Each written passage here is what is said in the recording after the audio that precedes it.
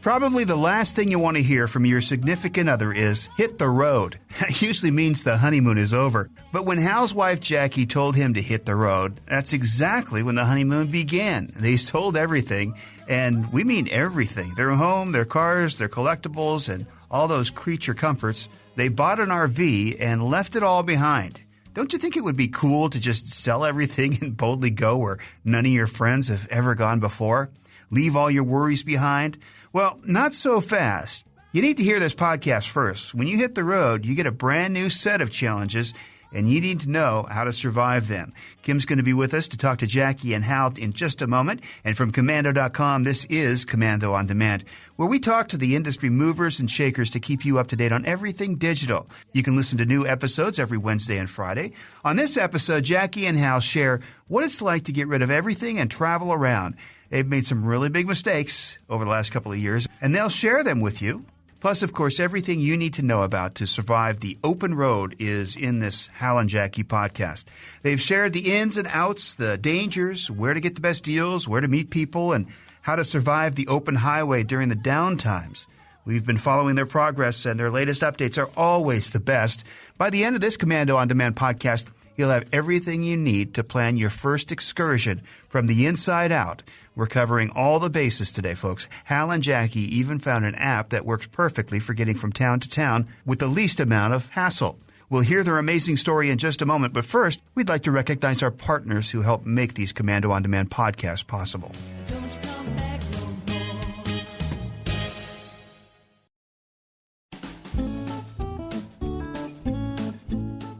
My life totally changed about 5.5 years ago.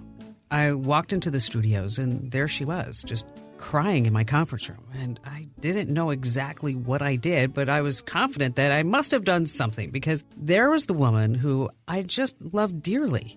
And she's been my personal assistant. She's my friend. And to see her crying in the conference room, I knew for sure I probably did something to hurt her feelings. So I reluctantly opened the door, and I sat down, and I looked at Jackie, and I said, okay, whatever I did, I'm sorry. I know I can be brash. I know that I can be insensitive. I know that I'm trying to run this company in too many directions. And if I did something to hurt your feelings, just know that I'm sorry, and I'll try my best to never do it again. And Jackie looked up with these big brown eyes and tears going down her face, and she said, you didn't do anything. And I'm like, whoa, wait a minute.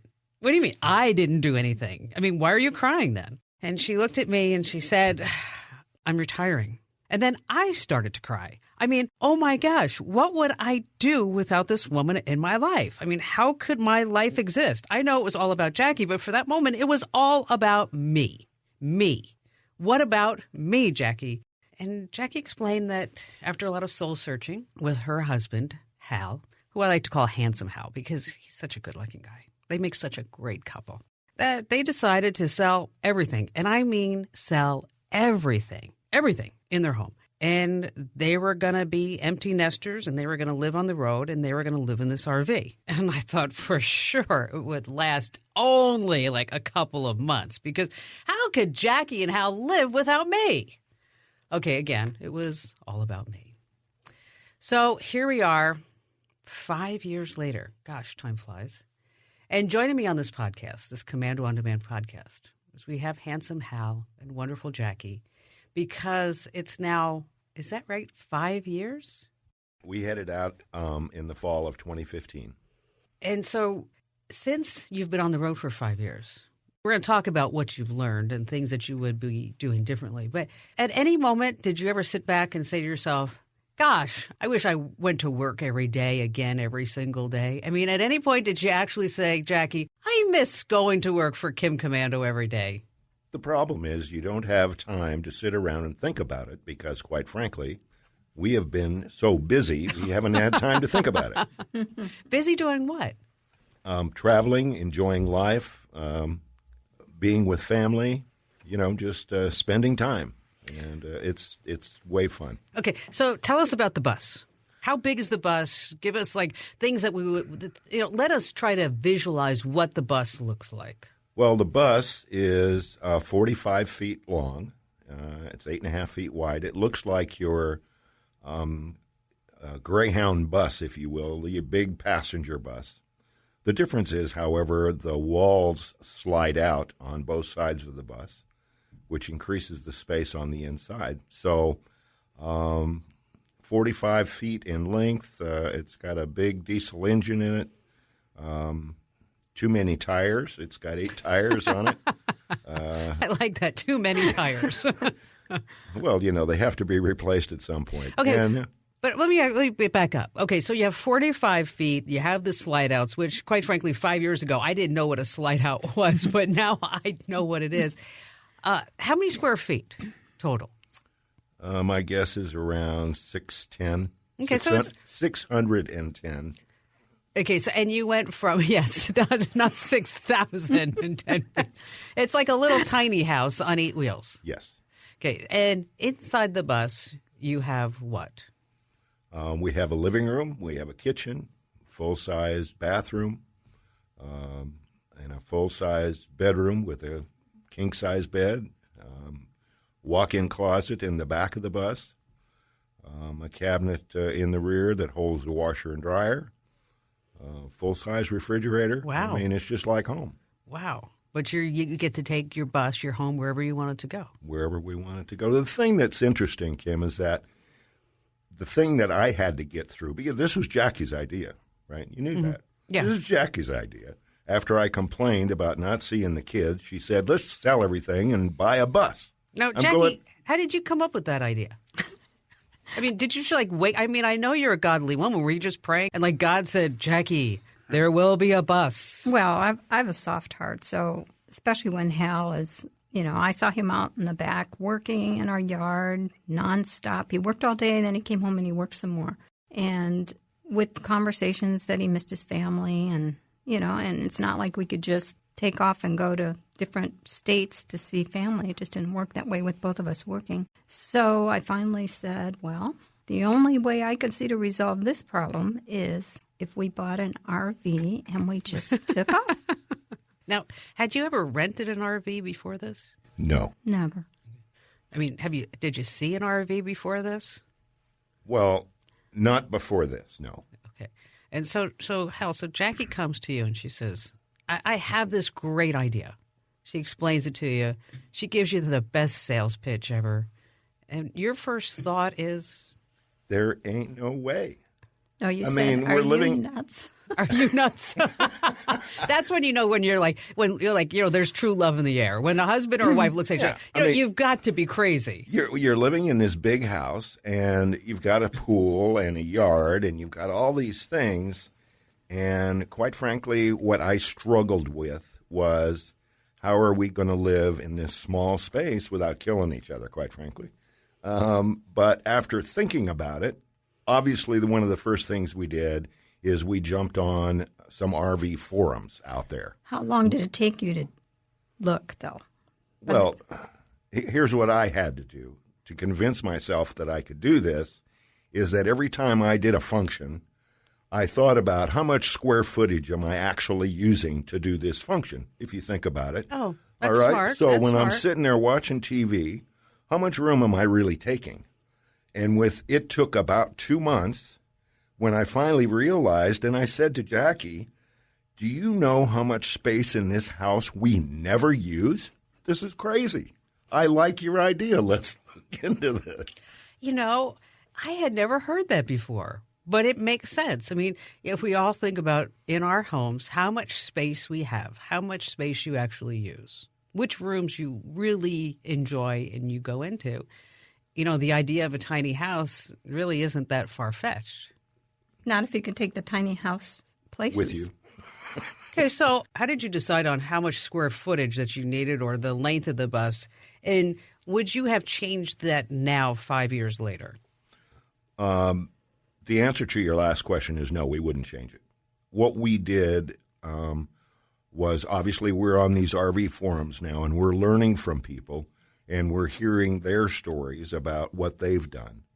And then we went out and started shopping, and we looked at literally everything, every kind of RV that's out there, and trying to figure out what it is that's going to take care of us and what we would need, where we were going to go, how we were going to travel, I mean, initially we weren't looking at buses. We were looking at these, they call them fifth-wheelers, which are huge campers.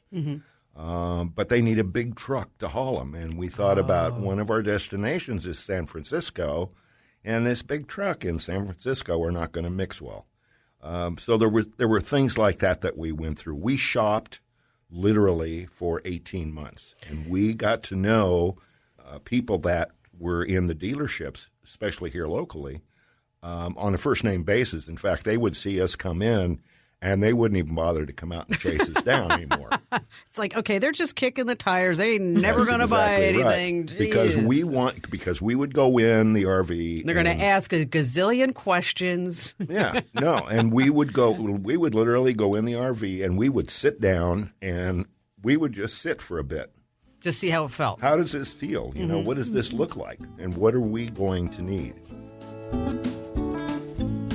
All right, by now you're probably wondering how much it costs to live like Jackie and Hal. Well, first, you need to be a great negotiator, and you have to have a budget. You have to know how to get the best deals on RVs, parts, food, just about everything. So get ready to make a road budget, and we're going to run through the numbers after we acknowledge our sponsors who help make this Commando On Demand podcast possible. Can you believe it's been 30 years since the World Wide Web was invented? And I bet some of you are still using that old, outdated software. Come on, get with the program. Set yourself up for success with new software for your business at Capterra.com. As America's digital pro, I get asked all the time, what's the best software for my business? And I do refer people to Capterra.com. And here's the reason why. Capterra is the leading free online resource to help you find the best software solution for your business and discover what you need to make an informed decision.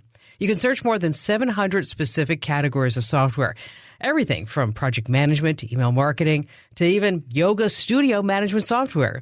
So join millions of people who use Capterra each month to find the right tools for their business. Visit Capterra.com/Kim today to find the right tools to make 2019 the year for your business. Once again, that address, Capterra.com/Kim, Capterra.com/Kim.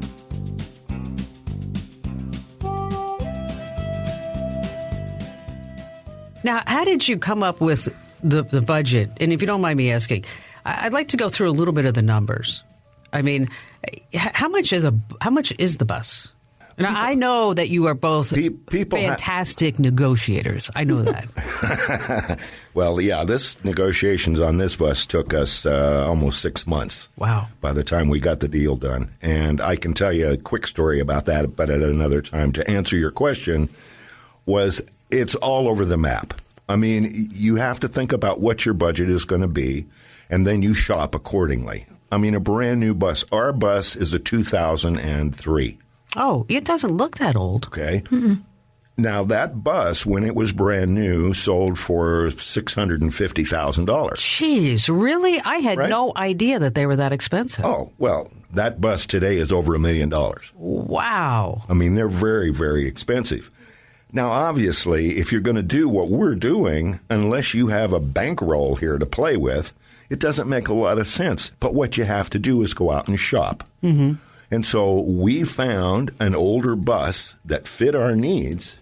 In fact, the quality in some of the older buses are a lot better than they are in the newer ones. Are they heavier, though, the older buses? Oh, yes, they are. Okay. They're very, very heavy. But there's some good things and bad things. So shopping is the key, and finding what fits your needs. And that has to do with floor plan and all the trinkets. You know, my son just bought a new little shorter bus than ours, but he's into high tech. And so he wanted everything high tech. He wanted to be able to, you know, turn the heater on in his bus when it's in storage in Wisconsin and he's in Amsterdam.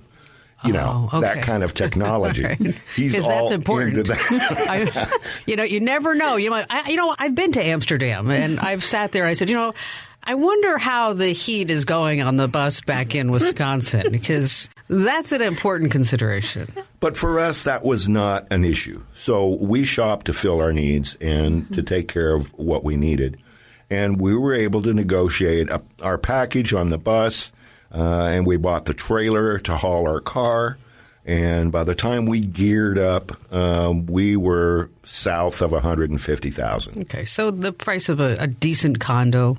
or something like Right. that. And, of course, our goal was we're going to sell everything we own, sell the house, and take whatever profits that we have for Sure. that, pay for this, let's get debt-free, and here we go. And that debt-free part is really important. Mm-hmm. Oh, it's absolutely important. Because, you don't want to be sitting there looking at a payment every month and interest. Uh-huh. Okay, so now you're on the road for 5 years. You have the bus. Any regrets? Yes, only one, What is that? that we didn't do it sooner. Is that right? Yeah, I would have loved to have started 10 years earlier than we did. Me too. And just because you guys are just having such a blast? Yeah, I mean, that covers it pretty much because we are having a good time, right? We are, yeah. It's a very adventurous way to live. Well, that makes me sad because you were with me 10 years. Yes, I'm just chopped liver over here. All right. So looking back, and that's what I want us to do. So if somebody's trying to plan this in their life, right? Somebody's thinking about doing it. Because you both have gained so much knowledge over the years. This is practical know-how. It's one thing about reading it in a forum. It's another thing going out and actually doing it. And so, starting at the top of the list of things that you wish that you had known then that you know now, what do you think is number one on the list? Storage. Because you don't have a lot of it. No, you don't. And when you're moving out of a house into an RV that's 45 feet long, you have to take into consideration the things that you use every single day. That's what I did. I more or less started pushing things aside that I used every single day, and those are the things that I knew had to fit on that bus. And then things that I'd use maybe once a week. Set that aside. That's going on the bus. Maybe something I use once a month I would consider. Even putting on the bus? Yes. Wow. To try and narrow it way down, because you have to be pretty clever in storage if you're going to be living in it full time. So, like the idea of having a 20-piece ironclad, pot and pan set. It's not going to work. So, how many pots and pans do you have? 3? No. I have a lot more than that. Oh, well, that's because you like to cook. Well, we have a basement in the bus, and the basement it's got lots of storage on there. It's big slide-out trays that come out, and each tray has plastic bins, and they're categorized. So I have lots of baking things, such as glass cake pans, wedding cake pans, on and on and on. That's all categorized, and they stay under the bus because I don't use them very often. But if I want them, because I like to bake, they're there. They're there for you. Yeah. Which means you also have a full-size oven. No. Oh, you do? I thought you guys did. It's a convect oven. Oh, okay. All right. So it is smaller than a regular oven. So I do have a little challenge there when I do cookies or bake a cake. It's a microwave convect. Yeah. Okay. So, but you have a full-size refrigerator. Mm-hmm. Yes. Okay. Yes. And so, do you have an extra freezer or something like that? Yes. Yes, we have a freezer in the basement also that's on a slide out. I mean, it's so funny to hear the basement in the bus. I mean, it's like I grew up in New Jersey. We're like, you went to the basement, But Yeah, it was way down, right? Exactly. Yeah, no, this is a store area below the floor, and the access is with big doors on the outside of the bus all the way up and down both sides. So having the basement and the freezer, that's something like you would recommend everybody get. Oh, absolutely. Absolutely. Yeah, we have a freezer down there, and we also have an extra cooler down there, which is an electric cooler that we keep beverages in. And so we always have beverages outside, and we store our water and wine. And I noticed the way you say beverages, There's a little bit of everything in there. I mean, Hal, I know you like your beverages. And then we have water. Okay. That's me. But then we have a lot of beverages. Yes. yes. So you buy the bus, and have you had to replace anything over the last 5 years? Just some minor things. The water pump went out, I think, the second year. We were in California. It was easy to get the part from a parts house and crawl up in the basement and pull the old one out and put the new one in. I mean, it was really pretty simple. So you're the one doing the repairs? I do some of it, and some of it we have done out. Now, but you're a car guy. Yes. So you know a lot about this stuff. buses are a little different than cars. I mean, you've got diesel, which, thank gosh, we have a diesel guy in Jackie's family who helps us out quite a bit. But when you have to do something simple like an oil change, this thing holds 30 quarts of oil. Oh, so geez. You can't just bring out the little pan and say, here we go. It just doesn't work Here you that way. go, Jackie, just shove this under. So there are things, yes, that we have to have done. So you mentioned that you have a king-size bed in the bus. Yes. Okay, now, I have to tell our listeners here on the podcast that, okay, Jackie weighs about 100 pounds. Hal probably weighs, I don't know, like 150. So, we're not talking about big people that need a big mattress, but you guys wanted a nice mattress. So how did that happen? Well, the buses, all the RVs come with mattresses, obviously. Are they like the skinny, puny mattresses? They're skinny, kind of puny. Obviously, you can upgrade them. When you order a bus, you can order it with all the latest and greatest, but whatever. But ours didn't have that.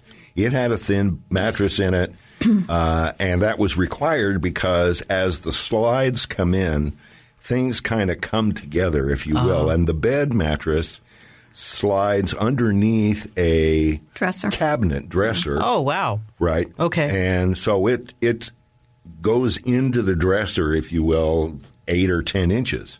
So we had to find a mattress that would still do that but be comfortable. Mm-hmm. We ran into a guy here in Phoenix who said, No. You want a real mattress? I will make you a mattress. Really? So he custom made a big old tall fat king size mattress for us. Nice. But it's cut short.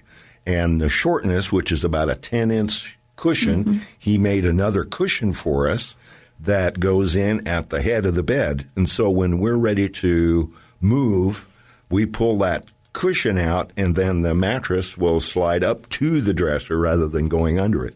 So he did an amazing job, but that allowed us to have a real mattress in it. So let's talk about how much work it is for a second, because you're talking about sliding in, sliding out, the mattress has to go here. So when you pull into an RV park, from start to finish, how much time does it take before you're ready to have a beverage? Oh, well. Maybe 15, 20 minutes. Listen, normally after we've been driving all day, I'm ready for a beverage. She won't let me have a glass of wine until we stop. Well, I can't really blame her. There's a lot going down the road. Call her crazy. I know, right?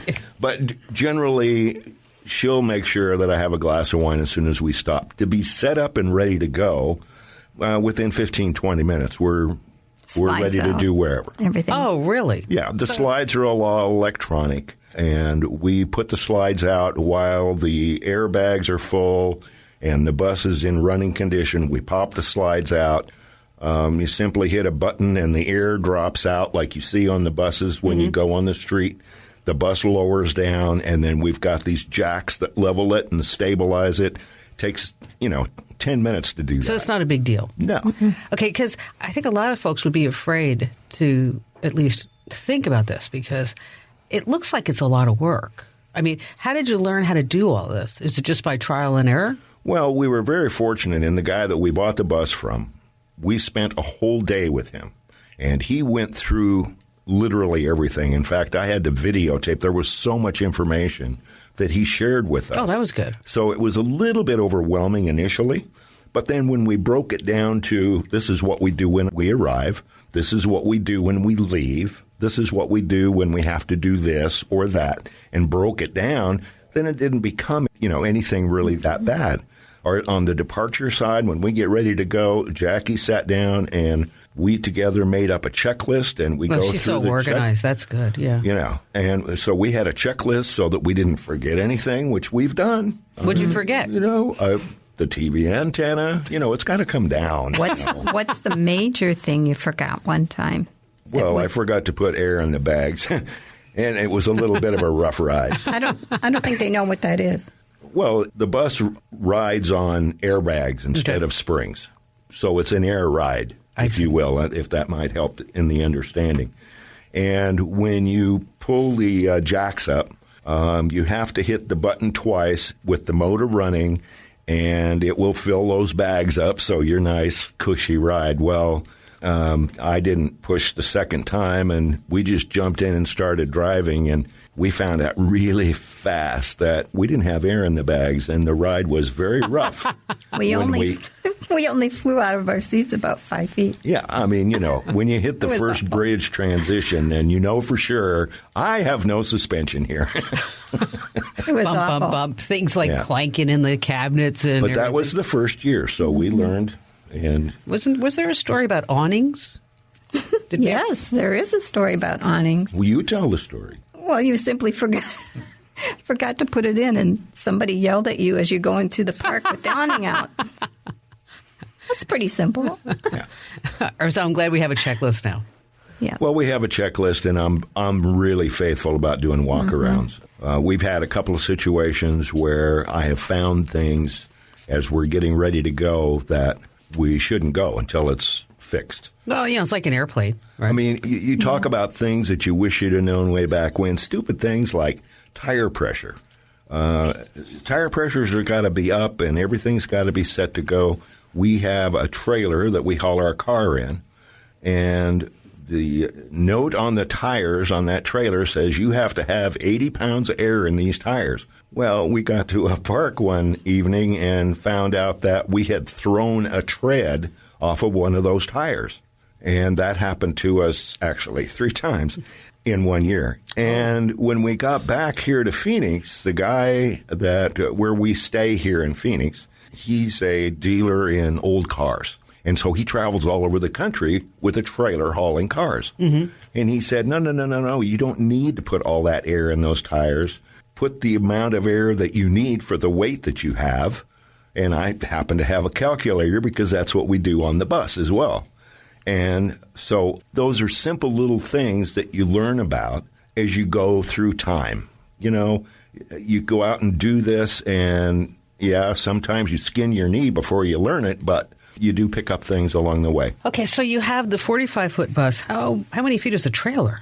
It's 25 feet. Whoa, that's a big trailer. Yes, we're 70 feet going down the road. Now, do you have a camera on the back of the trailer? No. GMC, on a side note, I just think this technology is amazing. GMC in their 2020 truck is that if you have a trailer, when you're hauling a trailer, on your screen, you can see what's behind the trailer. And so you don't have that blind spot of the trailer anymore. Are you pretty good at driving it now? Well, as good as you can be. I mean, that's a lot of rig, but It is. You learn. I think you're an expert at this point because driving over the Bay Bridge in San Francisco during rush hour. Oh, gosh, really? That's tricky. And L.A. during rush hour. L.A. had to be a nightmare. How do you change lanes? Just move? We're coming through, baby. We're coming through. No, you learn your mirrors. You learn your limitations. I mean, you take your time and you learn as you go, and you just get better and better at it. There's a big difference between a short visit and an extended stay. Hal and Jackie are traveling pros, and they have great tips on how to find the best places to go and the best ways to get there. We'll get to all that in just a moment. First of all, we'd like to recognize our partners who help make these Commando On Demand podcasts possible.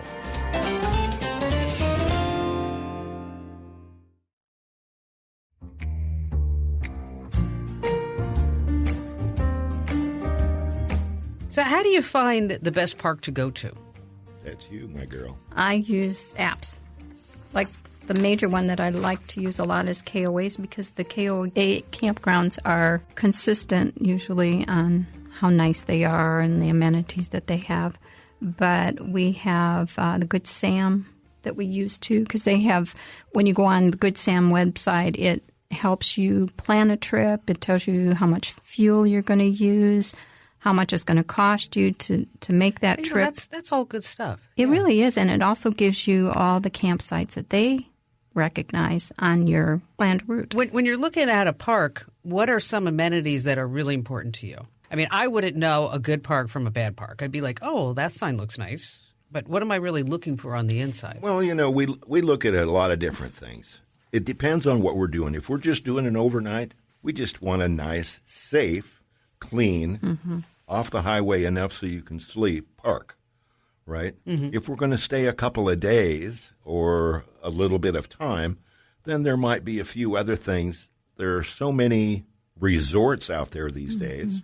Oh, really? You use the word resort. They're truly resorts? They are truly RV resorts, and they are absolutely amazing. They're absolutely beautiful. But it comes with a price tag. And so they're out there and available for those that want to use those. Now, what's the difference in the price? I mean, I know it's probably like a hotel, right? I mean, Exactly. You've got all different types of hotels, but just on an average, say if I were to stay like at a place by the freeway versus I don't know if this is a resort, but every time I see the pictures from you guys in Santa Cruz, I'm ready to buy a bus because it is so beautiful. Well, in that park in California, it's a very nice park. It's certainly not a resort by any means. It's still pretty hardcore camping. When you talk about price of campgrounds, it varies so dramatically from one part of the country to another. For example, in California, it's not unusual for you to spend $1,200 or $1,500 a month or $150 to $200 a night. Wow. For just an average RV park, just a place to Really? It's plug that in. much? Wow. But in other parts of the country, in the Midwest, for example, you can find we have a really nice park that we love up in Iowa, and it's about $40 a night. So it's a big, vast difference. So now, are you still working at the park sometimes? Yes, absolutely. Tell everybody how that works.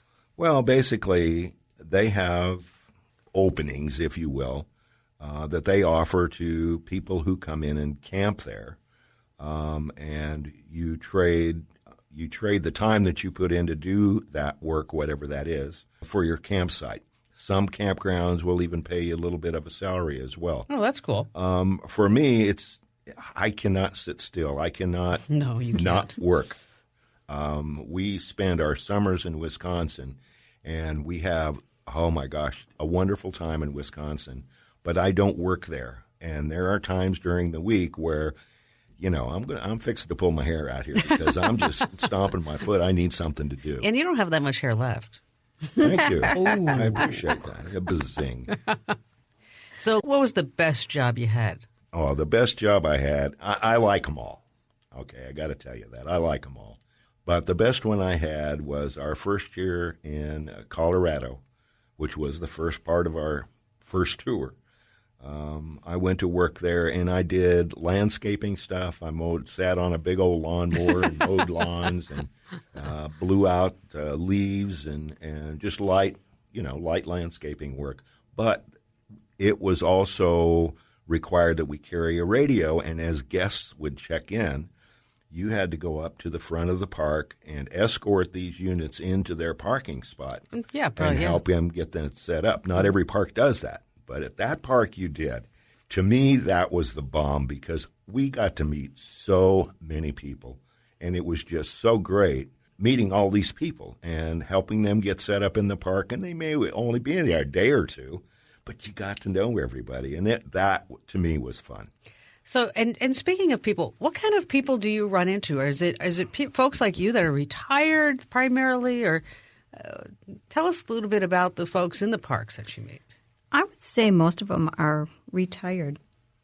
However, we have run recently, especially in California, have run into people that are there because they're working a contract job somewhere, and it's a short term, maybe a couple months. But mostly it's retired, I'd say. Mostly it's retired, but it's all over the map. It's like anything else. It's all in Colorado, the park we stay in up there. Half of that park are what they call full-timers. They're living in RVs, but they're there month to month. And those guys, most of them in the oil industry, and so these guys are blue-collar workers and their families and 6 dogs, and it's a real hoot sometimes. Have you run into any families, for example, like, if you look at the Instagram stars, it's like the bucket list family where, the millennials, so to speak, is that they sell everything. They load the kids up and they say, we're going to just live off of our means. We're not going to have a home. We're just going to tour the entire country, tour the entire world. Just this past week, I got a phone call on the show from a couple in their 30s who they're selling everything and they're going to go buy a sailboat and take the kids around the world. Have you run into any of that? Because it seems to be a trend online. I'm just wondering if you have seen that yourself. We haven't too much. I mean, you run into some of the millennials or younger folks out there, but not too much of what you're talking about. Okay, so now when you go to a park, do you have to make a reservation or do you just show up? We usually make a reservation about 2 hours before we want to land somewhere. Oh, really? We never make a reservation because what if there's something you want to see on the way, or there's a better place that looks really nice where you can park for the night? Because once you make the reservation, you usually pay for it and you don't want to lose the money. So you don't want that stress, that level of commitment. It is a level of commitment. Well, and that's funny. One of the things that we talked about was wish we knew now what we knew then. Right after we bought the bus, my son, who also has an RV and travels a lot, said, "Dad, don't you guys ever make reservations in advance?" And so our first trip out, when we were on our way on our first time out of Arizona, we made reservations a day or two before up in Utah. Mm-hmm. And, of course, we got there really, really late because we didn't know how long it was going to take us. We're just new. And we get there really late at night. We woke up the next morning and, oh, my gosh, we're in this beautiful place. Oh, because you couldn't see it because it was dark. You couldn't see it at night, right? And so we get in there, and it's just absolutely gorgeous. Oh, but we have a reservation now for that night in Colorado. Oh. And it's like, oh, why can't we stay and do this? Well, we'd lose our deposit and blah, blah, blah, blah. You know how that works. Right. So from then on, we said no. Mm-hmm. So the rule is now when I start to get tired, she gets on her phone, and away she goes, and she finds it's a place to shut it down.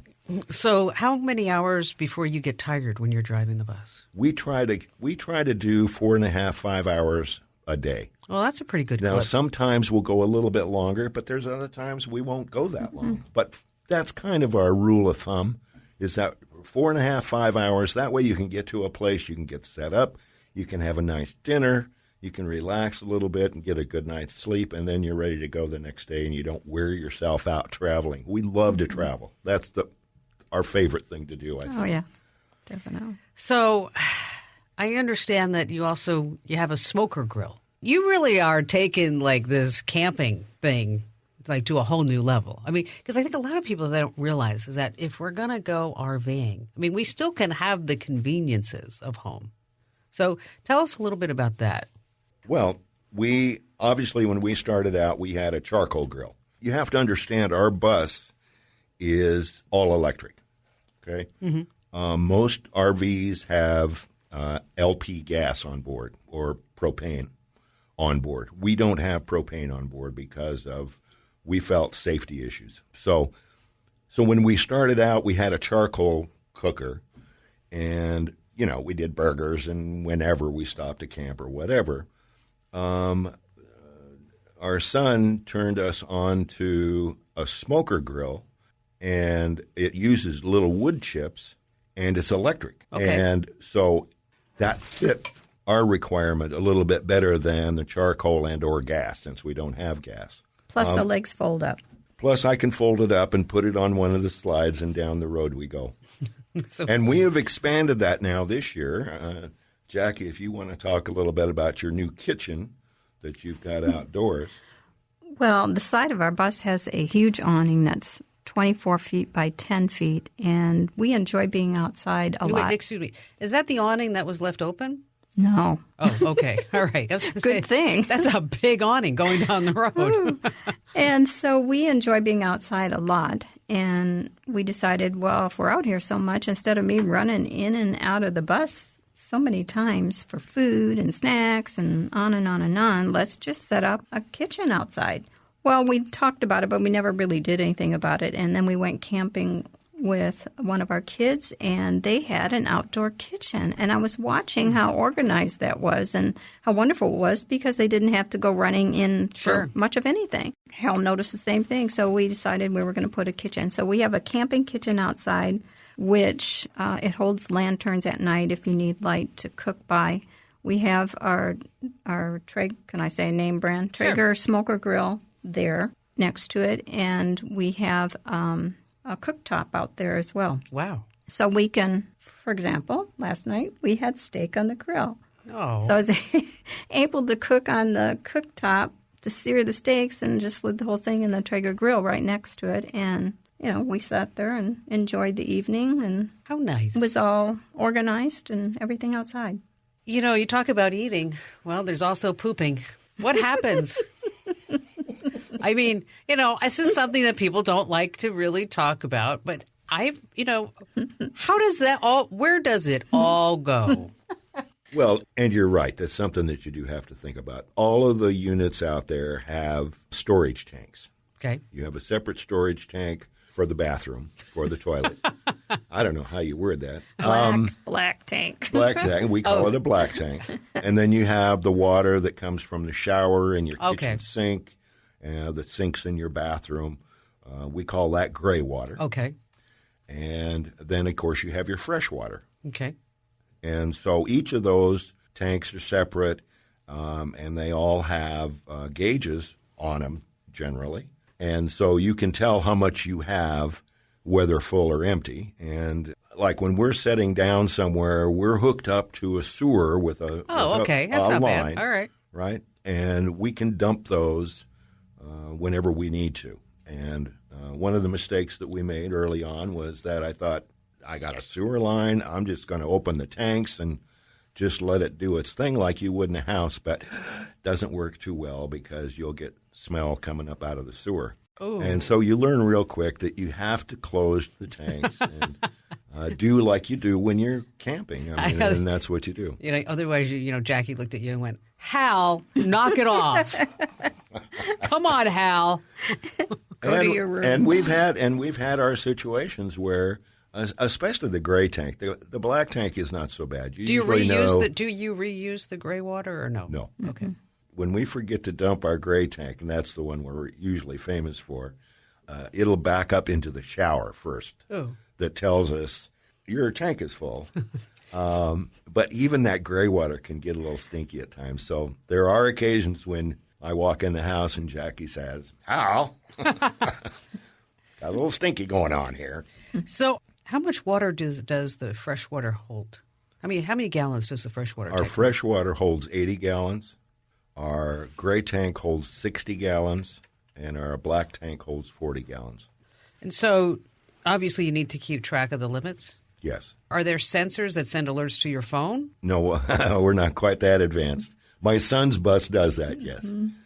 He's the latest and greatest, but ours does not. It has sensors in it, and there are gauges in the back of the bus that you can go check and make sure that and people need to check those. I mean, you need to make sure that before you go out that your tanks are empty, your fresh water is full. I mean, there's nothing worse than getting out there and you don't have fresh water to flush the toilet, for crying out loud, if nothing else. So, yeah. All right. I know you're both eternal optimists, ponies, unicorns, and flowers, right? What has been like the worst experience ever? I mean, like where you guys were really kind of stressed out and you were thinking, or maybe it never happened. I mean, was there a point where you're just like really stressed out and you're trying to figure out, you had to take that deep breath. You had to regroup and say, okay, we're going to fix this and we're going to keep going. No? I can't say of one. Gosh, I was hoping there was something because, it sounds so good. There's got to be a downside somewhere. I'd say for myself, the only time that I can think of that I was like white knuckle grip over something was when we were in rush hour traffic in L.A.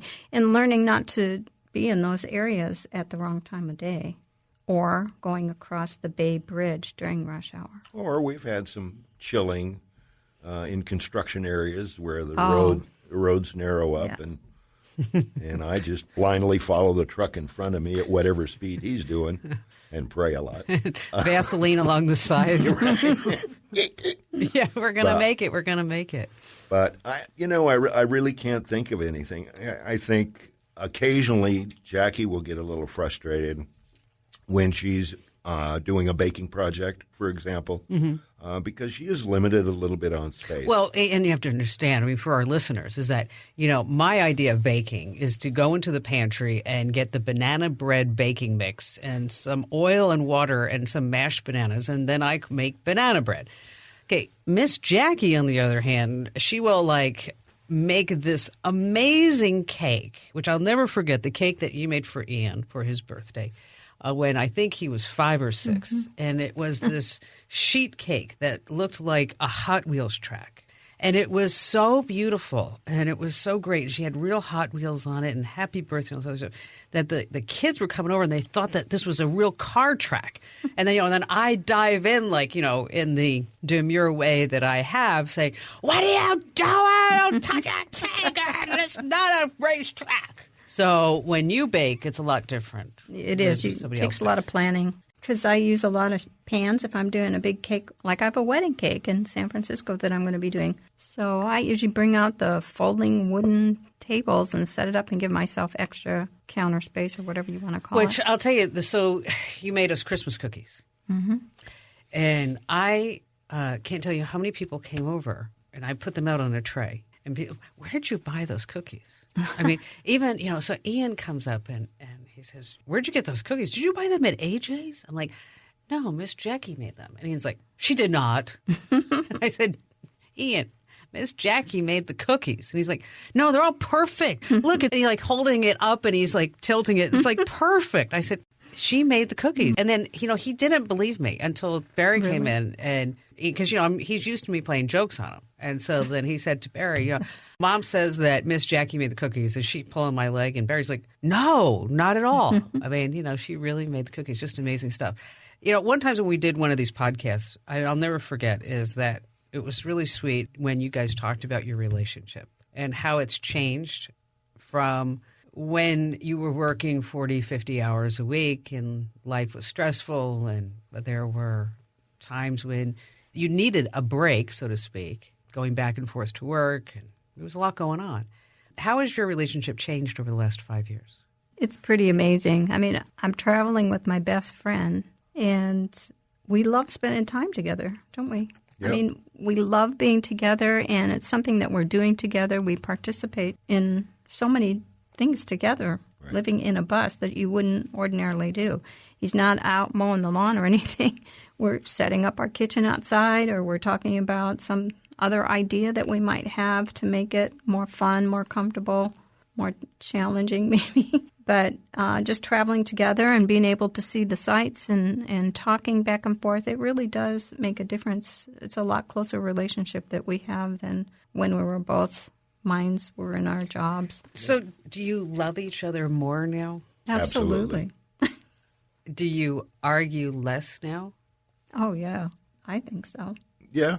I mean, because every relationship goes through those, blah, blah. When you're negotiating, you never always are on the same page. So, we still have our situations where we don't agree on something. Sure. But we're able to handle it a whole lot better than we used to. That's what I was going to say. And the technique that we use to handle that is different. Yeah.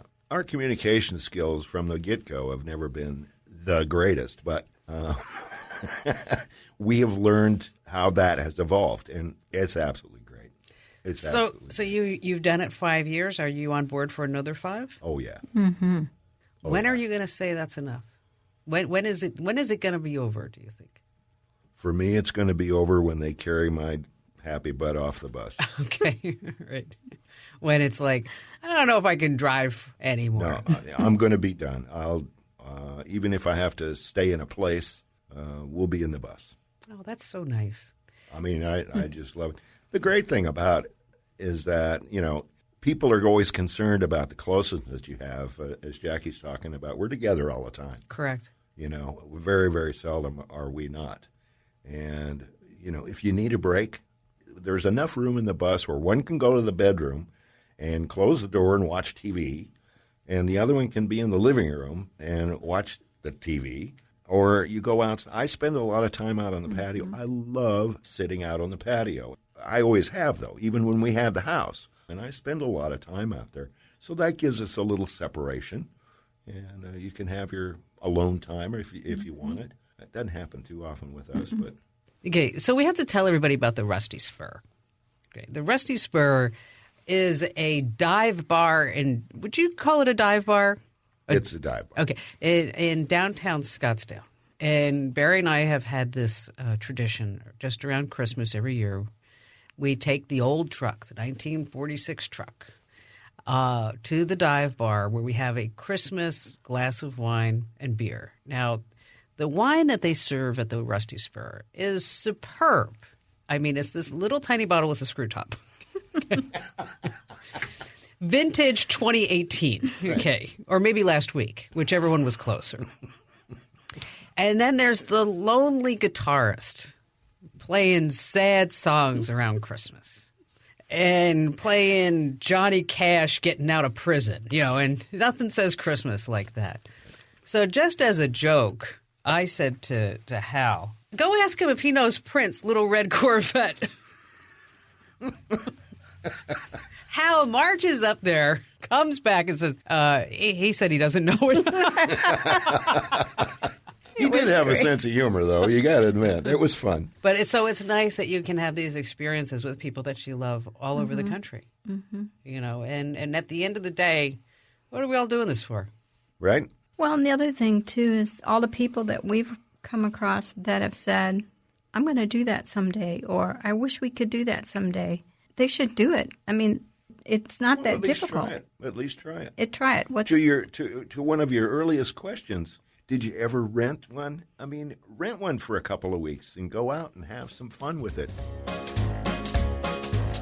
Now, we want to be clear. When we talk about hitting the open road, we're not saying that you should ditch your responsibilities or your family and friends. Road life may sound good at first, but loneliness on the road can be very tricky.